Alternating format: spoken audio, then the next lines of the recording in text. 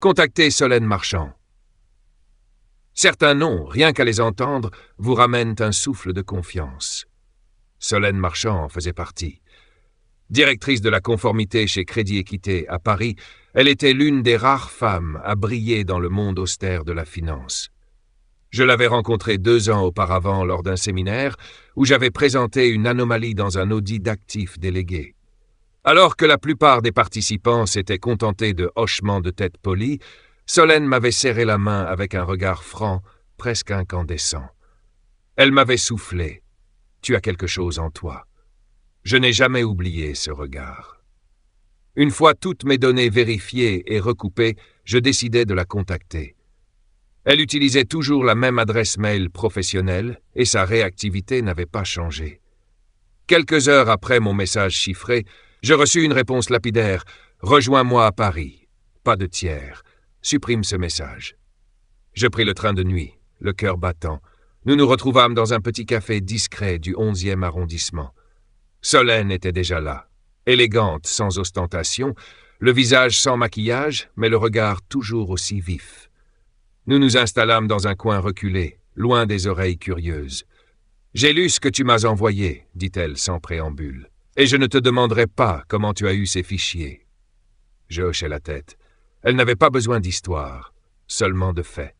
« Le groupe Moncler est un client important de notre établissement, » murmura-t-elle. « Mais depuis quelques semaines, des virements suspects s'accumulent.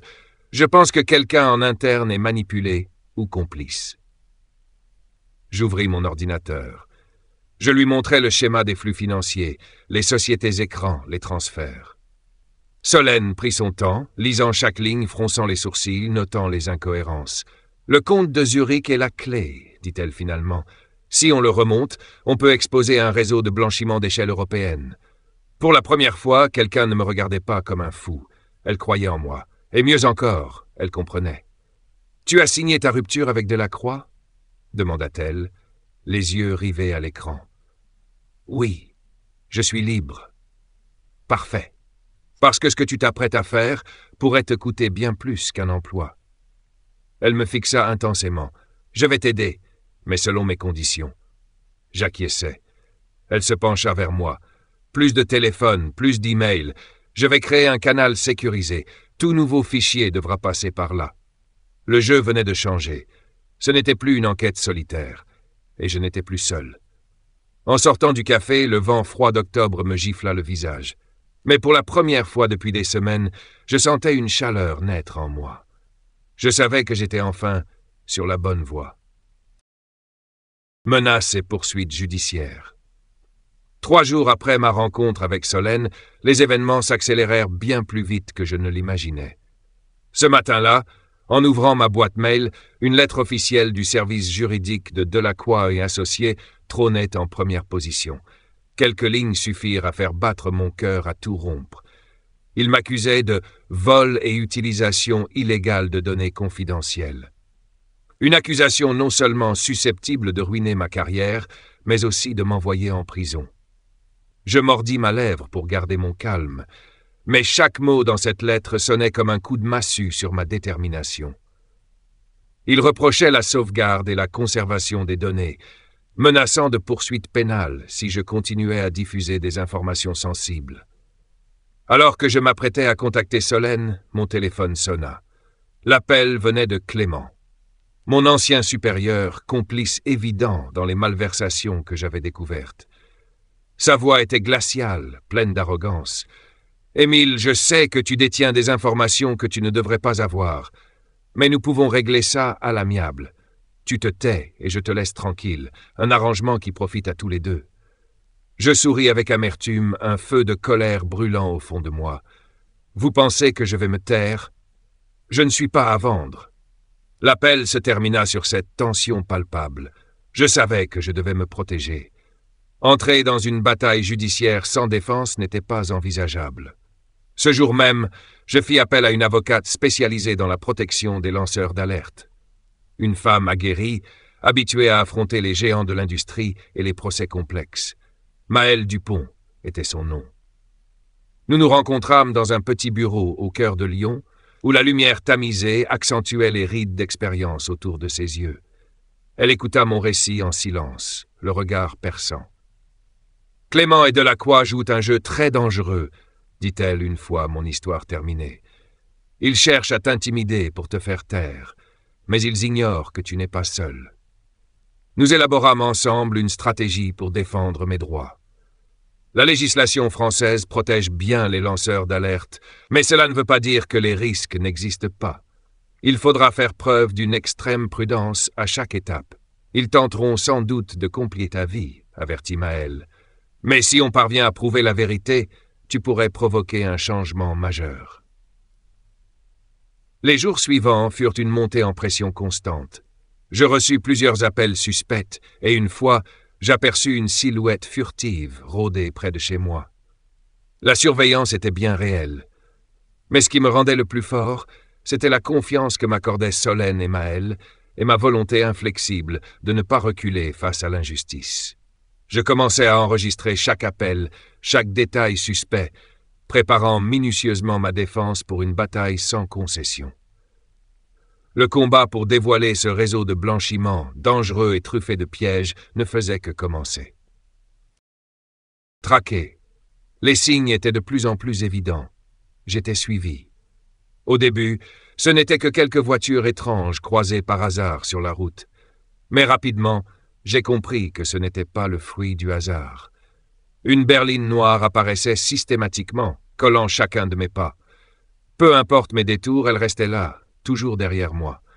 Que ce soit pour aller au travail, rentrer chez moi, ou même lors de mes rendez-vous avec Solène ou mon avocate Maël, la voiture était là, une ombre inquiétante dans ma vie. Mon esprit était en état de tension permanente, mes nuits peuplées de cauchemars où des silhouettes sans visage surgissaient à chaque instant. Un soir, alors que je faisais une pause pour acheter un journal au bord de la route, la voiture s'arrêta brusquement à quelques mètres de moi. Le regard froid du conducteur semblait vouloir percer mon âme. Mon cœur battait à tout rompre. Ce n'était plus un simple jeu. Clément m'avait parlé de ces gens dangereux, et je comprenais désormais à quel point ce n'était pas un avertissement en l'air. Ces personnes n'étaient pas seulement des espions, mais des pions d'un pouvoir occulte, prêts à tout pour me faire taire, pour protéger les secrets sales que je menaçais de dévoiler. J'ai réalisé que je ne pouvais pas mener cette bataille seul. Le soutien de Solène et de Maël était plus crucial que jamais. Nous avons commencé à élaborer une stratégie pour faire face à ces menaces. Maël m'a conseillé de limiter mes déplacements et de rester en contact permanent avec elle et Solène. J'ai appris à observer davantage autour de moi, à noter les plaques d'immatriculation, les détails des inconnus, à enregistrer tout comportement suspect. À chaque pas, chaque appel, je me préparais à affronter le danger. Malgré la peur, je refusais de céder. Je savais que si je m'arrêtais, tout sombrerait dans une obscurité éternelle. Une nuit, après une réunion avec Solène, je rentrai chez moi et découvris la fenêtre du salon entr'ouverte, alors que j'étais certain de l'avoir verrouillée. Je restai figé un instant, tentant de garder mon calme. Quiconque était entré pouvait être encore là, dans l'ombre. J'appelai immédiatement Maël et Solène, allumai la lampe torche de mon téléphone et inspectai chaque recoin. Ma vie n'était plus en sécurité. Chaque jour était un combat contre l'ombre de la menace. Mais je ne regrettais rien de ce chemin emprunté. Je croyais que la vérité devait éclater, quel qu'en soit le prix. Ce n'était plus seulement mon histoire. C'était une lutte contre la corruption, le mensonge et le silence que les pouvoirs occultes cherchaient à imposer à la société. Je décidai d'avancer, malgré les dangers et l'incertitude du chemin à venir. Une ampleur au-delà de toute attente. Il était tard dans la nuit quand Solène apparut soudainement devant ma porte. La lumière faible du lampadaire projetait une lueur crue sur son visage tendu. Elle n'eut besoin d'aucun mot de trop, un simple regard, puis elle me tendit une clé USB, lourde, comme si elle contenait le poids du monde. « Émile, tu dois voir ce que j'ai apporté », souffla-t-elle, le regard brûlant d'une inquiétude qu'elle peinait à dissimuler. Je refermai la porte, insérai la clé dans mon ordinateur. Une avalanche de fichiers jaillit à l'écran. Contrats, emails, enregistrements audio, relevés bancaires. Il ne s'agissait plus simplement de Montclair. 3 autres groupes, Hermès Capital, Vortica Holdings et Euriska Conseil, tous interconnectés par un système opaque de sociétés écrans, de faux audits et de flux financiers transitant par des paradis fiscaux. Et au centre du labyrinthe, Delacroix et associés. Non seulement impliqués, mais moteurs, complices, orchestrateurs. Chaque transaction, chaque signature, chaque silence corporate devenait une pièce de cette immense fraude. Et au sommet, le PDG Gérard Delacroix lui-même, que j'avais autrefois considéré comme un modèle d'intégrité. J'avais devant moi l'autopsie d'un système pourri, un cartel financier masqué derrière des façades honorables, un théâtre d'ombre où des fortunes circulaient entre les mains d'hommes en costume, bâtis sur la dissimulation, le mensonge, l'intimidation. Solène posa la main sur mon épaule. On ne peut plus reculer, pas maintenant. Mais Émile, si cette clé tombe entre de mauvaises mains, si quelqu'un apprend ce qu'on détient... Elle n'avait pas besoin de finir sa phrase. Je savais. Le danger était réel, palpable, présent à chaque instant. Ce que nous avions entre les mains n'était plus un simple dossier de blanchiment. C'était une preuve explosive, capable de faire s'effondrer des empires. Nous avons passé la nuit à établir une nouvelle stratégie. Nos options: faire fuiter les données à la presse d'investigation, transmettre des éléments à des ONG spécialisées dans la transparence financière, contacter un magistrat indépendant. Mais avant tout, nous protéger. Nous savions que le système réagirait violemment. Nous avons donc mis en place des doubles sécurités numériques, des copies cryptées stockées dans plusieurs endroits, des messages différés, des canaux codés. Nous n'étions plus deux enquêteurs clandestins. Nous étions devenus les gardiens d'une vérité trop grande pour rester enterrés. Les jours suivants furent frénétiques. Chaque rendez-vous était organisé à la dernière minute. Chaque message, chaque clic était analysé. Nous étions devenus paranoïaques, et à juste titre. Mais entre chaque sueur froide, chaque silence pesant, une conviction nous habitait. Ce combat n'était plus seulement le nôtre. Il concernait tous ceux qui croient encore à l'éthique, à la justice, à un monde où la vérité ne doit pas mourir dans le silence. Ce soir-là, en tenant la clé USB entre mes doigts, je compris que je n'étais plus un simple analyste licencié. J'étais devenu le porteur d'un feu que certains feraient tout pour éteindre. Mais je ne les laisserais pas faire. Le prix de la vérité. La lumière tamisée du salon jetait sur les murs des ombres qui semblaient palpiter comme un souffle retenu. Solène et moi étions là, figés dans un silence lourd, presque sacré. Puis, sa voix s'éleva, tremblante mais ferme, comme si elle portait le poids d'un souvenir douloureux. Elle me parla d'un homme, un analyste comme moi, qui avait osé briser le silence, dénoncer Montclair. Il avait disparu dans ce que la police avait appelé un simple accident de voiture. Mais rien n'était simple dans cette affaire. « Ce n'était pas un hasard, Émile, dit-elle, les yeux brillants d'une colère contenue. Il avait des preuves, et il voulait les rendre publiques. Quelques jours après, il était mort. Un frisson me parcourut. Je me sentais soudain exposé, comme si une cible invisible était dessinée entre mes omoplates. « Ce n'est pas juste une fraude financière, continua-t-elle plus bas, presque en murmurant. C'est un réseau, un véritable système mafieux. Ils ont des relais partout, dans les médias, dans la justice, même dans les forces de l'ordre. » Le doute m'assaillit, violent, brutal. Tout ce en quoi j'avais cru, l'état de droit, la force des institutions, la victoire du bien, s'effondrait dans un fracas silencieux. Tu comprends ce que cela implique? Si tu continues, ce n'est plus seulement ta carrière que tu risques, c'est ta vie. Je la regardais, ébranlé. Je revoyais les voitures qui me suivaient, les regards insistants dans la rue, les appels qui raccrochaient dès que je répondais. Ce n'était pas une paranoïa, c'était réel. Je restais silencieux, longtemps. Deux routes se dressaient devant moi, celle de la prudence qui me mènerait peut-être à l'oubli, à une vie tranquille mais pleine de regrets, et celle de la vérité, sombre, sinueuse, semée de pièges et de sacrifices. Je repensais à cet analyste, mort pour avoir fait ce que j'étais sur le point de faire. Mourir seul, oublié, sali peut-être, mais avec la conscience d'avoir tenté. Mais je pensais aussi à ceux qui souffrent en silence à cause de la corruption, à tous ceux qui n'ont ni voix ni armes pour se défendre, et à tous ceux qui, comme moi, ont espéré qu'un jour, quelqu'un aurait le courage de ne pas se taire.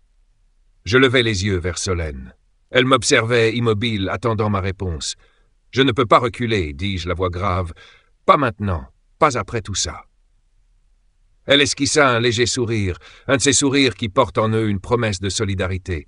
« Alors on ira jusqu'au bout, ensemble. » Et dans ce salon silencieux, au cœur d'un monde qui tremblait, nous avons fait un pacte fragile mais inviolable, ne pas céder, ne pas abandonner, porter la vérité, même si elle brûle.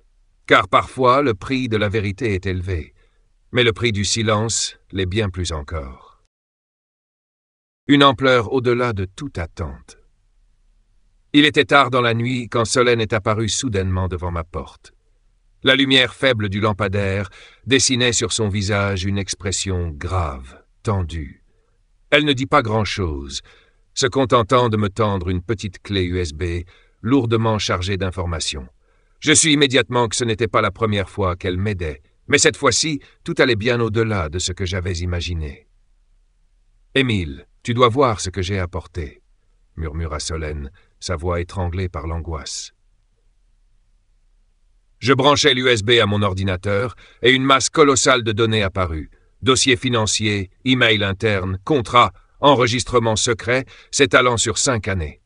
Ce n'était pas seulement Montclair, mais au moins 3 autres groupes, chacun opérant via des sociétés écrans différentes, impliqués dans des opérations sophistiquées de blanchiment d'argent. Ce qui était encore plus terrifiant, c'était que tout cela était cautionné et toléré par les plus hauts dirigeants de Delacroix et Associés, y compris le PDG Gérard Delacroix lui-même, un homme que j'avais respecté et en qui j'avais confiance.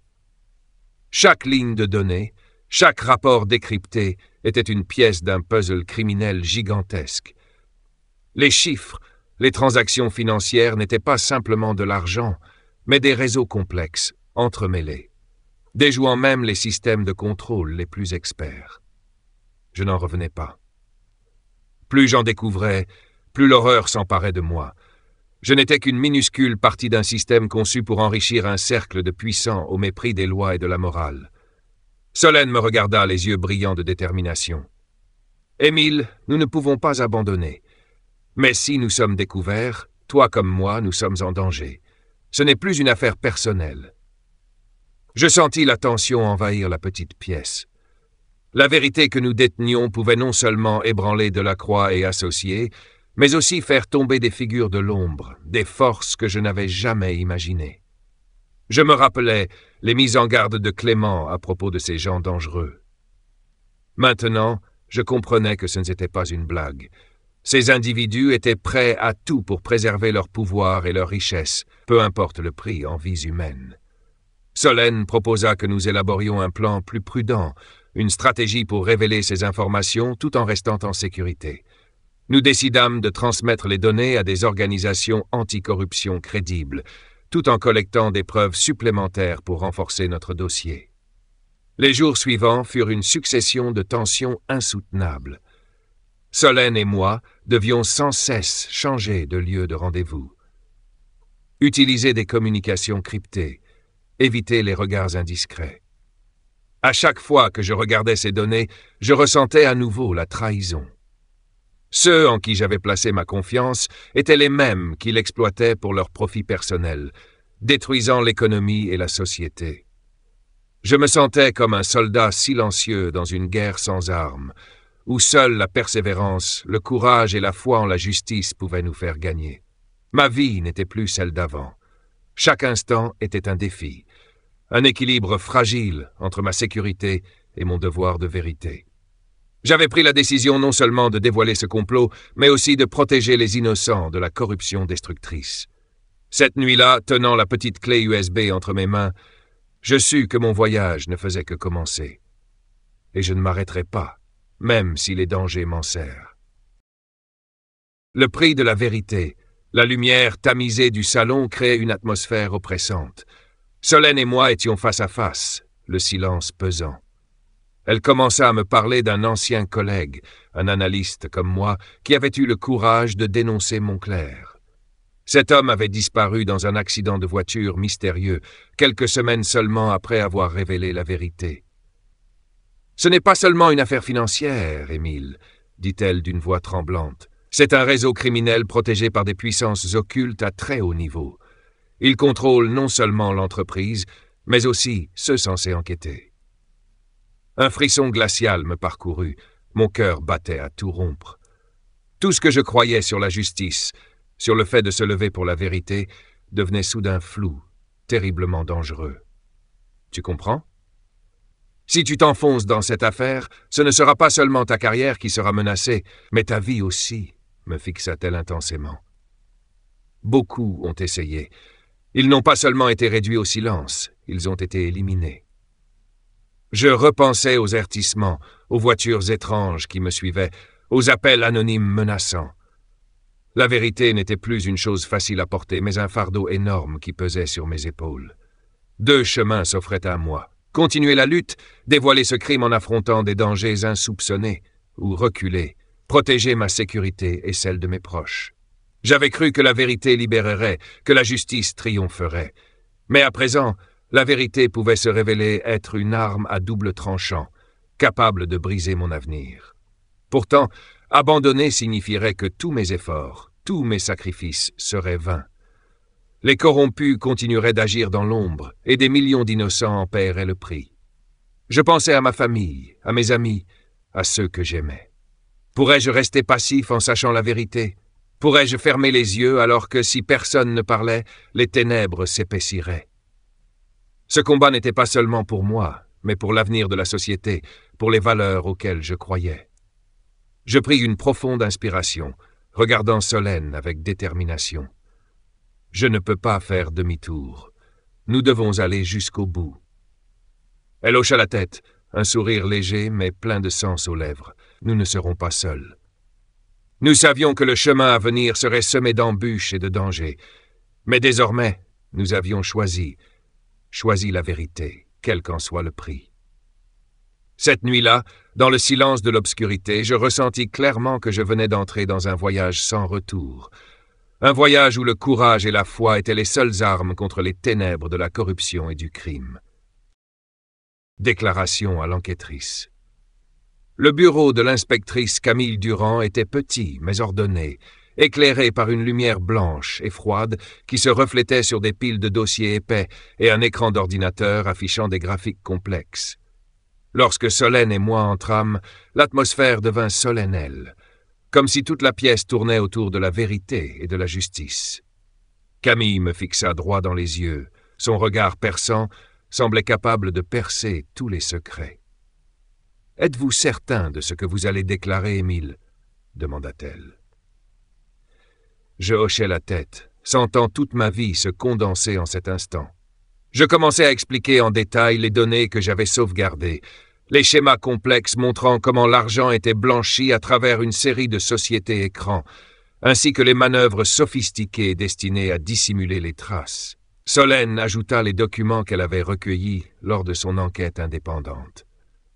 Elle ne cacha rien des représailles que nous avions subies, appels menaçants, filatures et pressions juridiques de la part de l'ancienne entreprise. Camille écoutait attentivement, prenant des notes de temps en temps. Après un moment, elle ouvrit son ordinateur pour comparer mes données avec celles du dossier de la police. « C'est exactement ce que je soupçonnais, » dit-elle d'une voix grave. « Cette affaire correspond à une enquête secrète que nous menons depuis longtemps, mais nous manquons de témoins et de preuves concrètes. Vous arrivez au bon moment. » Je ressentis une nouvelle pression. Cette fois, ce n'était plus seulement mon combat personnel, mais une pièce maîtresse d'une enquête bien plus vaste et complexe. Être témoin signifiait exposer ma vérité sous les projecteurs de la justice, où tous les secrets pouvaient être révélés et où les dangers deviendraient plus palpables. « Êtes-vous prêt à témoigner » demanda Camille, sa voix plus douce mais toujours ferme. Je n'hésitais pas. Je dois le faire, même si cela signifie que ma vie ne sera plus jamais la même. Nous discutâmes d'un plan de protection des témoins, des mesures de sécurité indispensables pour nous protéger, Solène et moi, des menaces potentielles. Camille s'engagea à mobiliser toutes les ressources policières disponibles pour nous soutenir, car ce dossier ne concernait pas un simple délit financier, mais un réseau criminel organisé soutenu par des puissances occultes. Avant de partir, Camille me regarda et dit « Ce n'est que le début, Émile. Ce que vous avez fait peut changer la donne. Mais cela entraînera aussi les épreuves les plus dures. Soyez prêts. » Je quittais son bureau avec un sentiment mêlé de soulagement et de tension. Enfin, la vérité était posée sur le plateau de la justice, mais je comprenais aussi que la route à venir serait tout sauf facile. Et moi, en tant que témoin, je venais de me placer au cœur d'une tempête dont personne ne pouvait encore prédire l'issue. L'avertissement et la mauvaise nouvelle. Après ces jours tendus suite à la déclaration, j'ai décidé de quitter mon ancien appartement pour m'installer ailleurs, espérant pouvoir recommencer ma vie. Je savais que la sécurité ne dépendait plus seulement de la distance géographique, mais d'une vigilance constante. Pas à pas, j'envoyais mes candidatures partout, essayant de garder une vie normale, du moins en apparence. Un soir, alors que j'étais seul dans ma nouvelle chambre, mon téléphone vibra.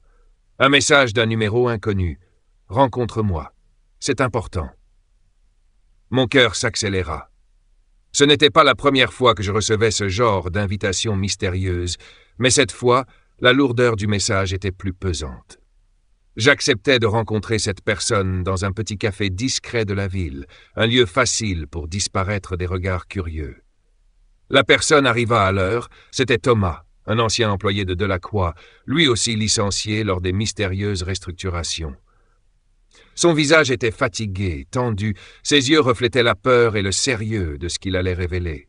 « Solène, elle a été arrêtée, » dit-il dès qu'il s'assit. Ces mots furent un coup de tonnerre pour moi. Le clan interne de Delacroix ne veut pas seulement la faire taire, ils envoient un message à tous ceux qui osent s'opposer. Je le regardais, tentant de garder mon calme, mais la tension dans ses paroles me fit comprendre que ce n'était pas une simple menace. Quelque chose de plus grand, plus sombre, menaçait non seulement nos carrières, mais aussi nos vies. Thomas poursuivit en racontant ses tentatives pour fuir ce monde de criminalité financière, mais la surveillance constante et les incidents étranges l'empêchaient de trouver la paix. Ils ont des yeux partout, Émile. Ils sont prêts à tout pour garder leurs secrets. Je sentis le poids de la responsabilité grandir en moi. Être témoin n'était plus un acte de bravoure, mais une épée à double tranchant, capable de trancher non seulement ma vie, mais aussi celle de mes proches. Mais je compris aussi une chose essentielle. Le silence équivalait à la complicité, permettant à ce réseau criminel de continuer son règne impuni. Solène avait payé un lourd tribut, et je ne pouvais pas laisser cela être vain. Face à Thomas, je pris la décision de ne pas me laisser écraser par ces forces obscures. Je continuerai la lutte, peu importe les difficultés, peu importe les dangers. La montre à mon poignet me rappela que le temps n'attend personne. Je devais agir vite, préparer les prochaines étapes de cette bataille pour la vérité et la justice. Non seulement pour moi, mais aussi pour ceux qui s'étaient engagés à mes côtés. Les nouvelles preuves de Thomas. Après notre rencontre tendue au café, Thomas ne partit pas tout de suite. Il me tendit une petite clé USB, à peine plus grosse qu'un briquet. Un mélange d'angoisse et d'espoir me submergea. Ce petit objet contenait tout ce qui pouvait changer la donne. « Tout est là, Émile », murmura Thomas, les yeux brillants de détermination. Des comptes offshore, des faux rapports, même des enregistrements des appels entre Delacroix et Montclair. C'est la preuve pour démasquer ce réseau de blanchiment d'argent auquel on fait face. Je pris précautionneusement la clé, le poids de la responsabilité pesant lourdement sur mes épaules. Ce n'étaient pas simplement des chiffres secs ou des tableaux muets, mais des crimes, des manigances cachées dans l'ombre du pouvoir. Thomas et moi savions que nous ne pouvions garder ces données trop longtemps entre nos mains. Nous devions les sauvegarder et les remettre à une autorité d'enquête en toute sécurité. Le lendemain, nous nous rendîmes dans un autre commissariat, un lieu peu fréquenté, pour dupliquer les fichiers. Chaque pas de cette mission était chargé de peur et de tension. Dans une petite salle de travail, l'ordinateur attendait. Je branchai la clé USB, cliquant avec précaution. Les données apparurent à l'écran. Une multitude de comptes bancaires étrangers, des sommes d'argent colossales transférées, des rapports d'audit falsifiés avec une précision troublante. Mais ce n'était pas tout. Le fichier audio des conversations entre Gérard Delacroix, PDG, et un représentant de Montclair me fit frissonner. Leur voix calme et froide discutant des transactions douteuses, des stratégies pour éviter la loi. Ces mots étaient autant de coups de poignard dans mon cœur, une preuve indéniable. Thomas me regarda, anxieux. S'ils découvrent qu'on détient ces preuves, ils n'hésiteront pas à frapper. Je hochai la tête. Le danger semblait nous envelopper, mais c'était grâce à ces preuves que je pouvais avancer avec confiance dans cette bataille judiciaire contre le réseau criminel.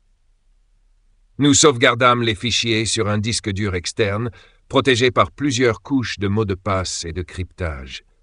Puis, nous remîmes l'ensemble à l'inspectrice Camille Durand, la seule personne en qui j'avais confiance pour cette enquête. Camille reçut les documents, son regard grave mais déterminé. « Je veillerai à ce que ces preuves soient traitées avec le plus grand soin et qu'elles ne tombent pas entre de mauvaises mains, » assura-t-elle. Cette promesse me procura un léger réconfort dans ce chaos. Le lendemain, en quittant le commissariat, l'angoisse persistait. Quelqu'un surveillait-il chacun de mes pas? Je sentais la présence Dieu dans l'ombre, mais je ne pouvais pas abandonner. La vérité devait éclater, quel qu'en soit le prix. Au fond de moi, je me jurais, c'est mon combat pour la justice et la vérité. Je ne les laisserai pas gagner. Préparation à l'action, Solène avait été transférée par la police dans un lieu sûr, sous protection rapprochée. Cette nouvelle était à la fois un soulagement et un rappel brutal de la gravité du danger qui nous guettait. Je ne pouvais me persuader que tout était fini. Au contraire, ce n'était que le début d'une longue et complexe bataille. La police m'avait conduit dans un refuge secret. La petite chambre, vide et froide, accentuait encore plus mon sentiment d'isolement. Devant moi, le téléphone restait silencieux. Je restais là, à compter les secondes, les minutes, sans trouver le sommeil. Mon avocat m'appelait plusieurs fois dans la journée. Sa voix, grave et rassurante, me disait « Émile, tu as fait ce qu'il fallait. Dénoncer ce réseau n'est pas seulement un devoir, c'est un acte de courage. Tu n'es pas seul. » Je hochais la tête, même s'il ne pouvait pas me voir. Ces paroles étaient comme une petite lumière dans la nuit, mais elles ne suffisaient pas à dissiper toutes les ombres dans mon esprit. Cette nuit-là, je faisais les 100 pas dans la petite pièce, les pensées s'accumulant comme des nuages noirs. À chaque fois que je repensais aux enregistrements, aux chiffres suspects, mon cœur se serrait. Ceux que nous affrontions n'étaient pas de simples businessmen avides, mais un réseau criminel organisé, protégé jusqu'aux plus hautes sphères du pouvoir. Je me demandais si j'avais la force d'aller plus loin. La vérité serait-elle révélée, ou ces efforts seraient-ils étouffés dans le silence et la menace? Ces questions sans réponse m'épuisèrent, mais allumèrent aussi un feu ardent de détermination. En pensant à Solène, ma partenaire qui avait affronté chaque étape à mes côtés, je savais que je ne pouvais pas céder. Elle avait dû quitter sa sécurité, entrer dans un dispositif de protection spéciale, et moi je vais me tenir debout face à ces puissances hostiles. Dehors, la ville brillait paisiblement sous les lumières, mais en moi, tout était comme une tempête furieuse, tourbillonnante. Je fermais les yeux, tentant de me concentrer sur la raison de mon combat, la justice pour les innocents blessés. Je décidais de tout faire pour protéger les preuves, protéger Solène et surtout, protéger la vérité. J'allais avoir besoin d'aide, de persévérance et parfois de courage. Mais reculer n'était pas une option. La nuit avançait, je m'assis à mon bureau et commençai à écrire le plan suivant. La première étape, rester en contact étroit avec la police et mon avocat. La suivante, me préparer pour les audiences, pour les jours difficiles qui venaient. Je soufflais profondément, mais cette fois, c'était le souffle de quelqu'un prêt à affronter l'épreuve. Encore une fois, je me jurais intérieurement, « Émile, ce n'est pas seulement ton combat, c'est le combat de la vérité. » Le raid mardi matin 9h02, l'atmosphère à Lyon devint soudainement électrique, presque suffocante. Depuis la voiture de la commissaire Camille Durand, j'observais les véhicules du raid foncer droit vers le siège de Delacroix et Associés. Ce n'était pas seulement un bureau, mais la forteresse du pouvoir où les dirigeants manipulaient des millions d'euros, dissimulant des infractions financières complexes. Les forces de l'ordre encerclèrent rapidement le bâtiment, progressant méthodiquement du rez-de-chaussée jusqu'au bureau du directeur. Chaque pièce fut minutieusement fouillée, les appareils électroniques et documents saisis, preuve tangible d'un réseau criminel sophistiqué. Clément, mon ancien patron, fut arrêté sur place. Son visage était pâle, mais ses yeux trahissaient une peur mêlée de calcul. Il pesait sans doute ce qu'il allait révéler pour alléger sa peine. Je me tenais aux côtés de l'inspectrice Durand, le cœur partagé entre tension extrême et un léger soulagement. C'était l'instant décisif après des mois d'une lutte sans relâche. Mais au fond de moi, je savais que la bataille ne faisait que commencer. D'autres, plus puissants encore, se cachaient dans l'ombre. Le raid ne se limita pas au siège de Delacroix. Simultanément, la police investit les résidences des autres dirigeants, y compris celle de Gérard Delacroix, le PDG du groupe, pièce maîtresse dans ce schéma de blanchiment. Un mélange d'émotions me submergeait. La justice était en marche, mais la crainte des représailles grandissait. L'arrestation de Clément allait provoquer des remous parmi ces forces obscures que nous avions seulement entrevues.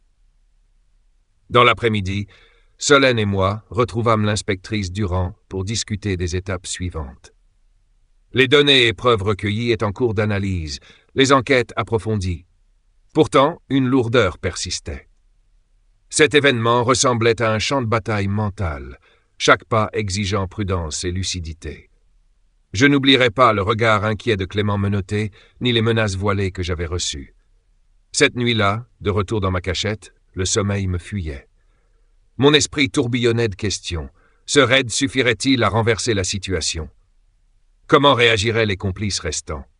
Que ferais-je ensuite face à ce réseau toujours puissant et insaisissable? Les tic-tac de l'horloge et les lumières tamisées semblaient refléter ce chaos intérieur. Je devais garder la tête froide, mais l'angoisse brûlait en moi. Demain, une nouvelle étape commencerait, pas seulement pour dénoncer la vérité, mais pour me protéger et protéger ceux qui comptent pour moi. Je me jurais intérieurement, cette guerre n'est pas terminée, elle ne fait que commencer. Au tribunal est une nouvelle opportunité. Le jour où je franchis les portes de la salle d'audience, mon cœur battait la chamade. Les lumières crues, les murmures des spectateurs et les regards scrutateurs des avocats de la défense renforçaient ma tension. Moi, Émile Laurent, ancien simple analyste financier, me voilà devenu témoin clé dans un scandale financier retentissant. Le procès débuta par une rafale de questions de la part des avocats. Ils visaient directement ma crédibilité, cherchant à démanteler chaque témoignage, chaque preuve que j'avais patiemment collectée. Ils mettaient en doute mes motivations, m'assaillaient sur mes intentions profondes. Pourquoi avez-vous emporté ces données? Était-ce par vengeance? Êtes-vous sûr de ne pas avoir été manipulé? Chaque question était une lame acérée, me déstabilisant momentanément. Mais je savais que je devais rester ferme. Je répétais calmement et avec précision chaque détail, chaque chiffre, chaque preuve. Je ne protégeais pas seulement la vérité, mais aussi moi-même. Une semaine plus tard, la publication des actes d'accusation fit grand bruit. Montclair, Delacroix et associés et d'autres noms prestigieux furent mis à nu. Personne ne pouvait nier le courage dont j'avais fait preuve en affrontant un système si puissant et dangereux. Au même moment, une autre société financière réputée m'offrit un poste. Ce n'était pas qu'un travail, mais un message fort. Nous avons besoin de personnes intègres. Je vis dans cette invitation une nouvelle chance, un nouveau chapitre de ma vie. Malgré les défis à venir, je sentais un puissant soutien tant des autres que de moi-même. La lutte contre la corruption et la fraude financière est loin d'être facile, mais elle a un sens profond. Je me disais, ce n'est pas seulement ma victoire, mais aussi le début d'un long voyage, celui de reconstruire la confiance et la justice dans le monde de la finance. La fin et un nouveau départ. Un mois après le procès, lorsque la tempête médiatique commença à s'apaiser, je reçus une lettre de l'autorité de contrôle financier. C'était une lettre de félicitations et d'annonce d'une récompense, non seulement pour mon courage, mais aussi pour mon intégrité inébranlable au milieu de tant de turbulences. Ces mots simples furent un baume précieux qui renforça ma confiance. Je décidai d'utiliser la récompense pour acheter une petite maison paisible en dehors de Lyon. Cette maison, avec son petit jardin fleuri, devint mon refuge, l'endroit où je retrouvais la paix après des mois de tension et de danger. Un matin clair, je me rendis sur la tombe de ma grand-mère, celle qui avait toujours été mon pilier moral. Elle était partie depuis longtemps, mais dans mon cœur, son image brillait encore comme une lumière guide. Je lui chuchotais tout ce que j'avais traversé, les vérités que j'avais révélées et mes projets d'avenir. Le temps passa, la vie se stabilisa. 6 mois plus tard, une nouvelle fracassante éclata. Gérard Delacroix, le puissant PDG, avait officiellement reconnu sa culpabilité. Ce long et éprouvant combat touchait enfin à sa fin. Les autorités entamèrent alors un grand nettoyage et une restructuration pour éviter que de tels scandales ne se reproduisent. Solène Marchand, cette alliée précieuse de cette aventure, décida aussi de changer de poste, rejoignant une organisation internationale pour la transparence financière. Forte et convaincue que, malgré les difficultés, la vérité et la justice triompheraient toujours. Thomas, qui m'avait fourni des preuves cruciales, trouva lui aussi une nouvelle voie. Il quitta la finance pour se consacrer au conseil communautaire, utilisant son expérience pour aider d'autres à éviter les pièges de la fraude. Quant à moi, même si ma vie était désormais plus paisible, je choisis de rester prudent. Je savais que le monde regorgeait encore d'ombres et de dangers cachés, mais je me sentais en paix comme jamais auparavant, car j'avais fait ce qui était juste. J'avais participé au changement. Les mots que la nouvelle entreprise m'avait adressés lors de mon premier jour de travail résonnaient encore en moi. Nous avons besoin de personnes intègres. Ce n'était pas seulement une offre d'emploi, mais un message profond sur la responsabilité et les valeurs de chacun dans ce monde. La vie ne s'arrête jamais, et mon parcours non plus. Mais désormais, je savais que j'avais une base solide pour avancer, portée par l'honnêteté et le courage. À partir de ce moment, je n'étais plus seul.